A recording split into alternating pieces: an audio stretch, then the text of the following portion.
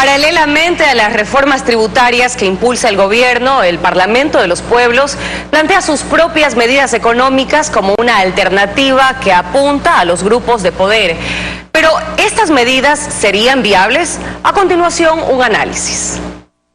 Ya se encuentra en manos de la Asamblea Nacional para su tratamiento, la proforma presupuestaria del 2020. El analista económico Pablo Lucio Paredes se refiere a que se haya respaldado con un precio del barril de petróleo de $51.30. Uno nunca sabe si va a ser más o ser menos. Yo hubiera pensado que es mejor poner un poco menos, por si acaso, pero digamos tampoco es una cosa que está totalmente desfasada, ¿no?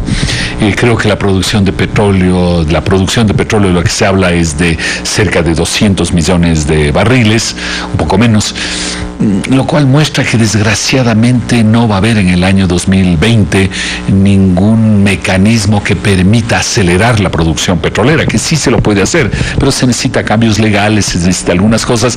El régimen se ha planteado como meta la reducción de $600 millones por concepto de subsidio a los combustibles, pero eso lo determinarán los acuerdos a los que se lleguen en las mesas de diálogo. Sin embargo, Paredes recuerda que existen otras obligaciones con las que se deben cumplir.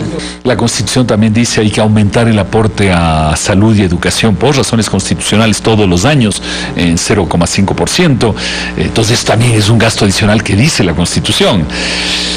Entonces también hay que ver esas cosas, ¿no? Que hay que reducir el gasto, pero la propia Constitución te lleva a aumentar ciertos gastos. Se establece la transferencia de $1.400 millones para cubrir el aporte del 40% que el Estado ecuatoriano debe efectuar al Instituto Ecuatoriano de Seguridad Social. El analista John Cajas resalta otras cifras. Yo creo que por un lado es interesante ver que hay ciertos recortes en gastos que se venía pidiendo que ya se hagan ajustes, como por ejemplo sueldos, pero al mismo tiempo también llama la atención que por el lado de los ingresos también hay ciertas contracciones graves. Por ejemplo, se puede ver que hay una reducción tanto en la recaudación del impuesto a la renta y sobre todo en la recaudación del impuesto al valor agregado.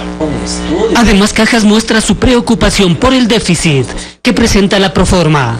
Que tan seguro es alcanzar incluso ese financiamiento, considerando que ya el Fondo Monetario Internacional ha tenido que hacer algunos ajustes con respecto a las metas del programa que se estaba aplicando.